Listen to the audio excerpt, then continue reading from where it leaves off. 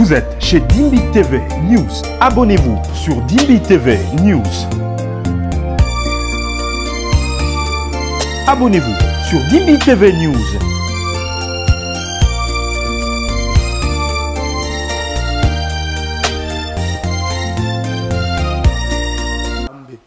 Toi, tu es sans secret. Ta maison est sans secret. Makamunyo suya ndaku dayo na balabal. Mubali za amuyibi. Ayibak. Batozo mwana mbali za amuyibi. Mwasira ya bite nani ona amuyibi. Mbali nanga bokosi. Mbali nanga za amuyibi te. Ce que moi seul za amuyibi te moto ekufi. Tant que la femme ne s'est pas plainte, elle peut garder la dignité de son mari. Mabala ya lelo nani akuvangisa yo. Ye moko mama muto a TikTok. Parce que yo mwana so muto a Facebook. Les Congolais, nous sommes devenus faibles face au monde à cause de Internet. Tout le monde a bilo oanaya. Ou vangi une église. Ou baluba vraiment. Nga pensa baluba. Nga pensa ba swahili. Nga nabatete la. Congo est Congo te sans Muluba. Le Congo n'est pas Congo sans Moussoïl. Congo est Congo te sans Moutouabandou. Et si ces pays échouent, c'est à cause des choses comme ça. Que le Seigneur vous bénisse où que vous soyez en train de me suivre. Si tu es là pour la première fois, abonne-toi sur Dimbi Télévision pour ne rien rater de nos prochaines publications. Aujourd'hui encore, c'est un autre jour, mes frères et sœurs. Le pasteur François Mutombo, voici l'homme. Vraiment, j'aime écouter aussi ces pasteurs.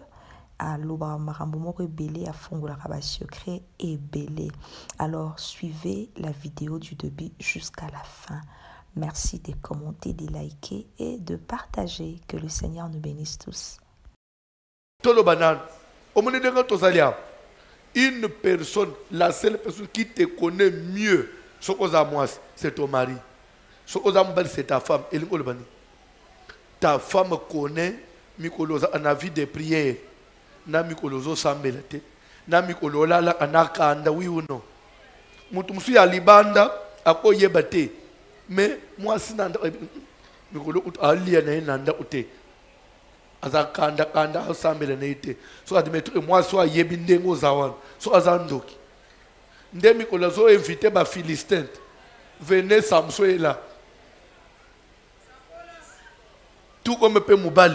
Moubali no yebi ke mikolo azakanda kanda azana vie de prière azana bolembu so azana mobali anganga aluka kwa zwa ayote jour ya bi mikolo azana vie de prière asalini nde jour azo livrer yo omoni bunda bitumba na batu ya libanda baza musika jour oza faible babite oza faible na bito comprendre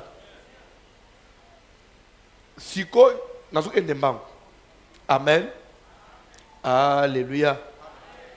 Moi, si à une pression, il y a famille, jour il y a souka, rendez-vous est à 18h, il faut Samson ou Tadana Batouana, soit à ce biloko, il a gagné éthiquement une heure. Batouana baye avant, Samson Zana au se reposer, Benile il a pas commencé à se c'est ce qui dit au 20h, au PCB secrétaire. Moi, je suis un dépouiller biso. D'abord, je suis un pauvre. Yo ke obala muto amakas pour nous dépouiller. Papa na bino muto lié idot. Biso to lié idot. Et comme ndenge nini biso to ban omisambo muto anazu. So ki lelo o salier pression te ay biso secret et que biso to perdre bilo on abiso. Yo nanda watata na bino to otumba bino. To tumbi papa no to tumbi nda onabi. Moi ça c'est tu veux devant le fait non papa n'a pas fauté. Moi ça hôtel Samson na chambre. Abise en tout cas so que ça que ngai na oyeba likambo. Nous allons on a papa. Tu ne m'aimes pas. Si tu es le cas libalango ekufa na kenanga. Samson abise que maman. Ah Samson pas il engage on dirait mibali ya baluba. Tunanga ndengeni. C'est écrit dans ta Bible. Azoye bisamwa siboy. Yonan likambo écoute mama melisanga libel Nebisiete. Tata nanga bota na kende ulobanayo. Du moment où même mon père je ne lui ai pas. C'est écrit dans ta Bible. Mi bali nini balaba abong. Bilobela. Je t'ai piégé pour t'avoir. Au moins bilo wana. Vous devez arrêter avec ça. Vous bon, ce que mi bali abalo monde baza abongo. Le ole yo bala mungal. Ce que makamuna zote chez les Bangales ça n'existe pas. Nde ba resisa na mabal. Vous êtes chrétien, mais vous avez toujours des sentiments de tribalistes. Vous là. J'attendais que vous puissiez me dire, vous êtes chrétien, mais vous êtes des tribalistes. Vous avez ça dans le sang. Bino boza yandenge to fanjao bitumbeye kakaboy batelemi na portoine tolu kabalub uli pasteur na bisiye yo bopesima asa amulub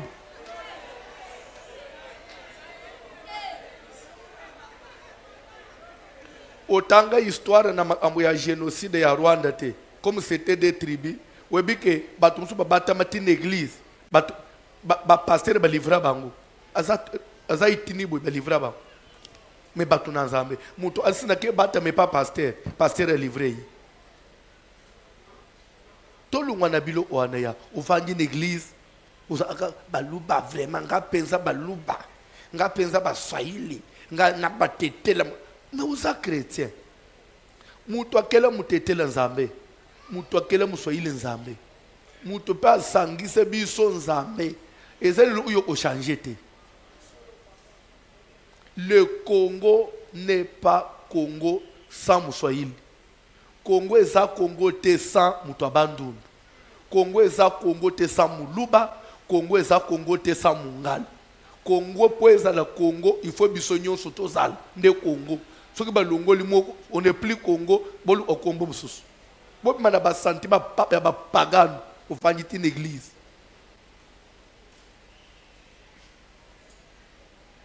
Nde ozomone même soki tolobi to sambela pona mboka déjà pour alobi pas sambela pona mpoza mulubu. Donc c'est-à-dire que vous trouvez que ko sambela ngweza ndenge nini zambi na to masumo ba to mabaku.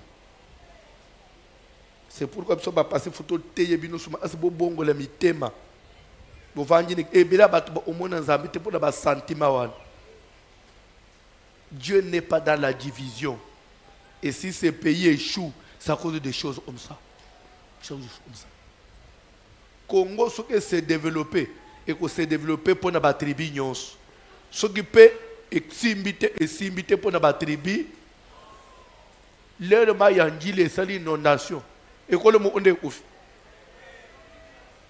Il l'obéla.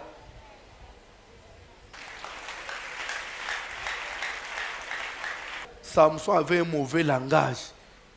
Il y a Mibali, il y a Lolendo. Et puis Mibali, il y a Lolendo Bazala. Tu vois, il s'en foutait des femmes. Moi, ça l'élit, fin de fin, Samson Salini. Albitolo Aka Kimia.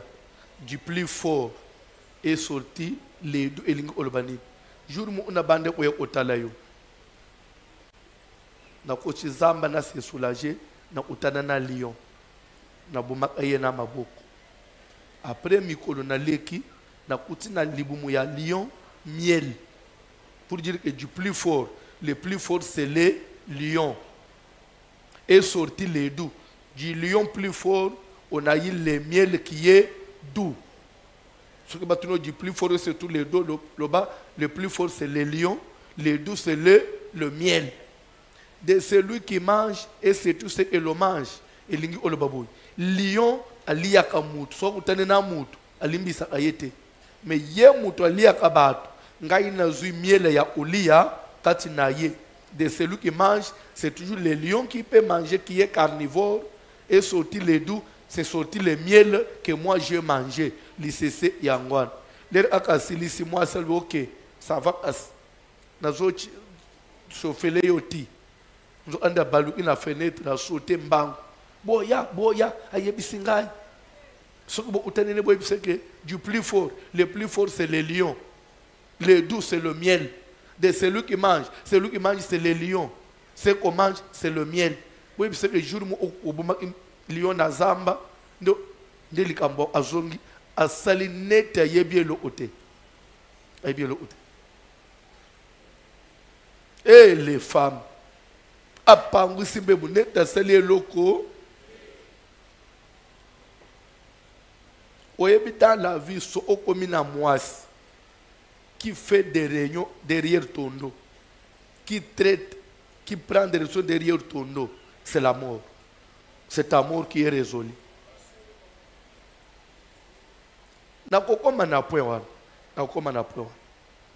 Ce qui est habité, ma maman bomonaka oy, bazala faible côté physique bitumba toni, nde babengi être faible.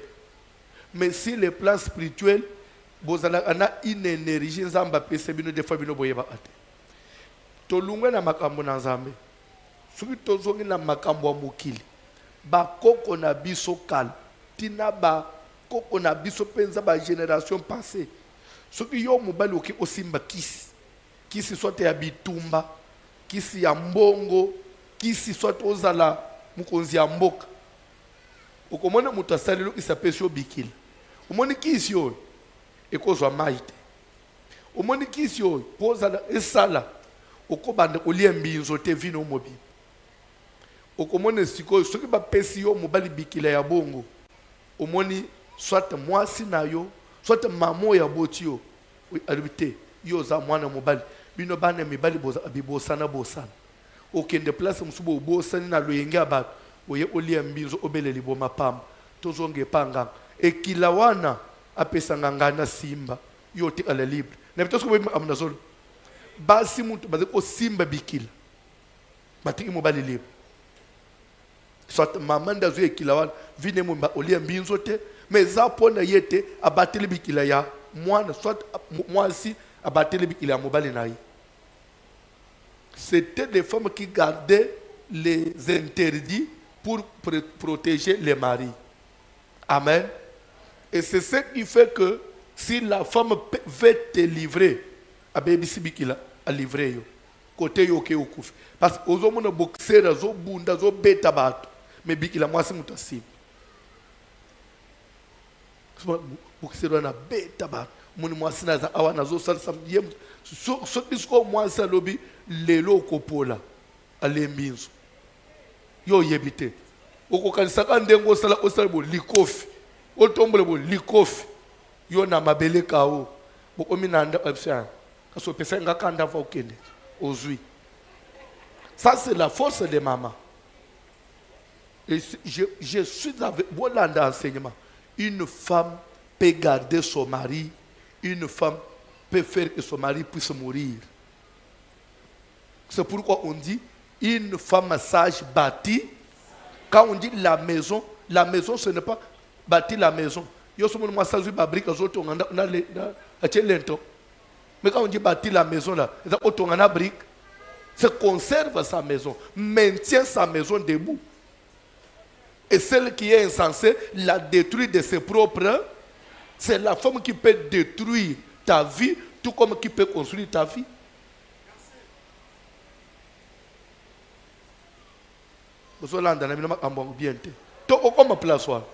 C'est pourquoi je vous dis, tu veux t'engager avec un.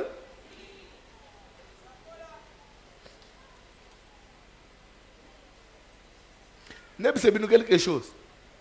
Moubali a quoi na défaut. Moubali a mouyibi. A yibak. Batozo, moi non balance a mouyibi. Moi c'est la yarbite. Nani on a mouyibi. Mbali nanga bokosi. Mbali nanga a mouyibi te. Ce que moi seul a mouyibi te moto ekufi. Ye mutu tout avanda anabia za mudibo osela mwana mubali abatu. Mubali mubali wana za andumba. Moi seul mbali nanga za andumba te. Likambwa ne zangefi. Mais ce que moi sinda bimisian et zozo en plein ma case. C'est sa propre femme qui a témoigné. Et si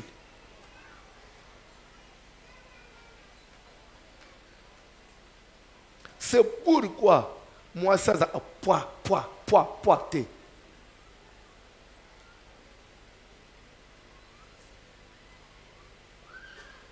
Kola pambola mutu moko. Omoni batu nyonso ya minene to mona na ba télévision. Batu ya minene to mona na ba télévision. Chacun a une faiblesse, chacun a un défaut. Défaut comme on a mukonzi mususu ayazo sala meeting. Ta musubutu mobimbala la kite abande ko lekelibumu ya mi. Mais est tombé et le face à la meeting. Ta musu ala tikushi. Ata ami besalié. Et tu as na pampex on. Biso to moni a chef ozolo. Mais moi si na yebi que zamina na habité ce que c'est déranger 5 fois. Moi ça yebi azana kushi. Zolanda na bino bien te. Biso to zo banga mais moi ça yebi que muto azana.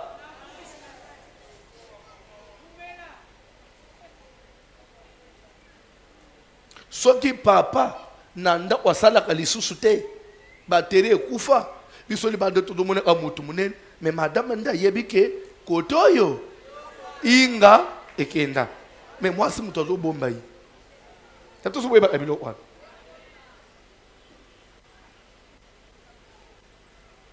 tant que la femme ne s'est pas plainte elle peut garder la dignité de son mari pendant autant d'années contrairement avec nous les hommes.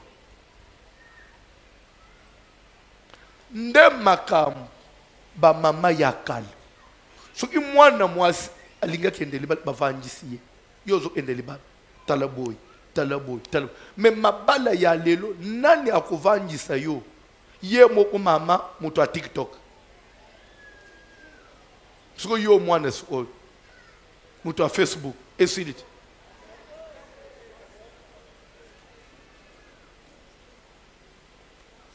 soko zalaki komona na bamboka biso to uta mwana baby babengani mama na libala. Pourquoi? Parce que d'après les hommes l'éducation ya ban et si baba anaba mama. Nous sortons le matin, on rentre le soir des fois fatigués, on va dire quelques minutes au lit, on continue la chambre. Mais maman d'être anaba, c'est la mère d'éduquer, il a tout le temps. Et je vais vous dire une chose. Mouké, ce qui boye habité, ma amouza le contraire. Bana bas, baza amik bas se confier en aba papa. Mais bana mi bali bas se confier en aba maman. Ce qui boye habité. Oui, puis pour les ça en je vous explique. Nandenga ya sur le plan scientifique, nandenga éducation à la vie et ça là qui bumbanda. Les filles ba considérer papa na bangulu ola mobali na maman ola mbanda. Donc, quand tu achètes à la maman, tu ne m'achètes pas moi aussi. Pourquoi? Pourquoi kaka maman? Et ça est moi rivalité moi à place. Ne sais pas boyeba kabilo kwa. So bana mi balipe bazwa sikoyo papa lokola mbanda. Vous comprenez? Maintenant les garçons s'attachent plus à sa maman. Azo on papa lokola rival na ye. C'est ça il faut okuta mwana mubali. Azana maman na litoika. Maman yeba amakambo ba garçon là yo papa. Des fois zawana vandeli maman na bango boy. Pour elle, c'est scientifique. Dieu a fait comme ça. Et d'ailleurs, point wana na ofungula una parenthèse toujours est là. Soko yebite. Moi na nyonso ya mwasi oyo. Avant bal muto conseil ko le mobali na ya liboso ya papa na yi. Moi na mwasi lula ka mobali libanda par rapport à son père. Par rapport à donc, la façon dont il apprécie son père, il père mobile aux alabongo. Façon papa quoi faka yo mobile aux alabongo. Papa façon papa là yo mobile c'est comme ça il prend tout par rapport à son père. Et moi na mobile, il aime les femmes par rapport à sa maman. Akolinga yo moi so lamba andenga maman na bango lambaka ola nyonso zo sala notre maman ne préparait pas comme ça. C'est pourquoi so kolingo gagner mobile. Maman n'a pas se comporter en dernier. Observe la mère de ton mari. Quand il prépare, approche-toi. Parce que Nzungwan, nde tato ya kolina, nde obimisiye mandefu. Yo koyana oya yo logique. Le kole bino bana basale jamais. Ngana olamba na ndenga na lamba na ndenga na bino kasuluka libalo omona. Ko mona ngunini.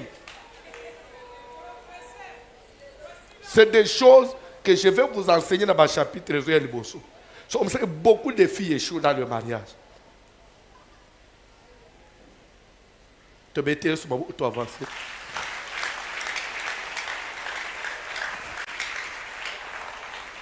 C'est comme ça que nos parents nous éduquent. Tu achètes quelque chose pour maman. Sinon, tu es sa maman na mité maraba. Normalement, c'est naturellement comme ça. Il y a un moment, il veut aller le bilot à maman. Le papa y a bien, il y a maman. Ça y a bien, il y a maman. Donc pour elle, naturellement, vous allez les rivales na ye banda na ye. Pourquoi vous allez bilot à kitoko. Mais côté bo banda na papa yebite. Ali boza la ndenge moko. C'est naturel. Ce que yo maman, vous appelez maman ou bateyete, ou bande ou ina mwana wana. Ako bande ou se comparer na ngai, oh makila na yo. Ce que yo ici au mibomi yo mo. Comprend. Même ndenge ozo olisa bangwana. Et kokoma moment ba komeli yo ngam. Papa zo voyage pesi yo il faut payer. Des fois faut payer maman combien. Donc bande ali boso yewa. Est-ce que vous avez réalisé un bon dans solo? Vous avez une expérience à Amboyo? Soyez bénis. Soyez bénis. Et le Père, vous êtes un.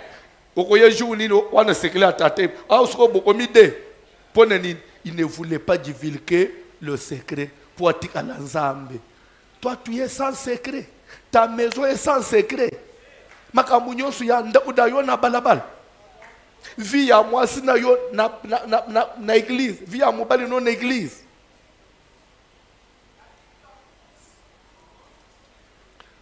Merci que Dieu te bénisse. Les Congolais, nous sommes devenus faibles face au monde à cause de l'Internet. Toute notre vie est sur les réseaux sociaux. Toute notre vie. 19. L'année 19e verset. Réaction Sikoyo, il y a Samson face à cette réalité. L'Esprit de l'Éternel les saisit. Non, 18, s'il vous plaît. 18. Pas 19. Si tu as écrit 19, mettez 18, s'il vous plaît. 18. Ok. Les gens de la ville dirent à Samson le 7e jour avant le coucher du soleil. Batuya ville bayeko utananaye mukolona sambo avant butwe kota. Quoi de plus doux que le miel? Ni nyangoye lekipeteke miel. Et quoi de plus fort que le lion? Ni nyangoya makasi koleka par lion. Et il leur dit, Samson mbalamoko lobi bo découvrir secret nangai. Lande bien. Samson zongi juste. Likambo eze ika na motema nanga. Même mon père ne connaît pas. Ma mère, mutu ya mibale à qui j'ai livré le secret, c'est ma femme. Comment est-ce que bateau va découvrir le secret? Bébé li solo à lion, na miel. Samson leur dit, si vous n'aviez pas labouré avec ma génisse. Vous comprenez? Si vous n'aviez pas labouré avec ma génisse, vous n'auriez pas découvert mon énigme. Elingi olobani na lingal soki bosalelaka mutu ya sima na ngai te bokokaki oyeba sekele na ngai te. Soki mutu ya libanda asaleli mutu ya famille te akosimba yo te. Soki mutu ya ndako na ofunguli porte te okokufa te. Ça c'est la Bible. La génisse, c'est qui qu'on a utilisé pour labourer. C'est qu'on a labouré avec une génisse. Si on monica a mis les autres par terre, il y a une génisse qu'on a utilisée pour labourer. Ça c'est la Bible. Ce qui bossa les lacs, mutu ya katite, mais le bokota na motema nangate. Alors c'est pour vous dire que comme la femme c'est peut-être une génisse qu'on peut labourer avec, l'homme peut être une génisse qu'on peut labourer avec. Mituna obali, tu veux t'engager avec qui? Et cheka ya batate minene bafanja. c'est ton mariage. Les lots commerce aux les lots ezawap.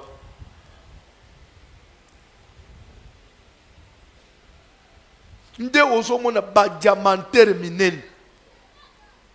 Vous savez, j'étais l'année passée au Kasaï dans une conférence.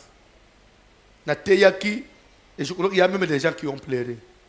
Je leur ai dit, le Kasaïen que nous on avait connu, les Rebisotozotei, c'était Kasaïen Yamibeku. On savait que moi, si à Moulouba, Moubali a tout tikiye 15 ans, au Kozongo côté intact. Oui ou non? Moi, si à Moulouba, au côté 20 ans, mais la maille là, la place aux gens. Je dis au côté de mon ticket là, na Tuniba. Lelo, botambouli, le colo bilo oignon soan. Vos femmes se prostituent dans vos maisons. Maintenant, le moulouba qu'on connaissait, moutuya mbong, moutuya richesse. Les autres, ceux qui n'ont pas de moto. Où est le diamant? C'est parce que vous avez marché sur les lois.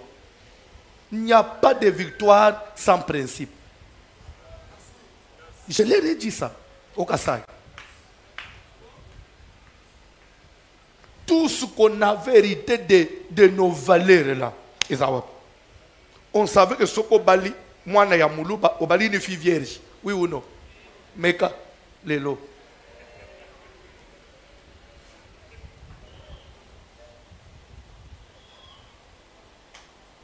Où est parti les lots les moujoanim? Même si papa les lots bali ça, courage autour de moujoanim. Nous autres répondre. Hein? Singe katana kala. Singe katana moujakima côté par ma voisin.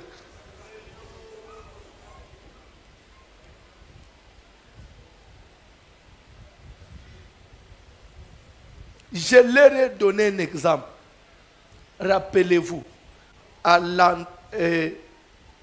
partir de 93, 1993, lorsqu'il y a eu le gouvernement Birindoa, il y a des gens qui se rappellent, il y a de cela 32 ans, quand il y a eu le gouvernement Birindoa, Birindoa a fait le nouveau Zaïre. Vous vous rappelez à cette époque? Bon, quand Birindoa a changé l'ancien Zaïre au nouveau Zaïre, au Kasaï, ils ont dit, nous restons avec les anciens Zaïre.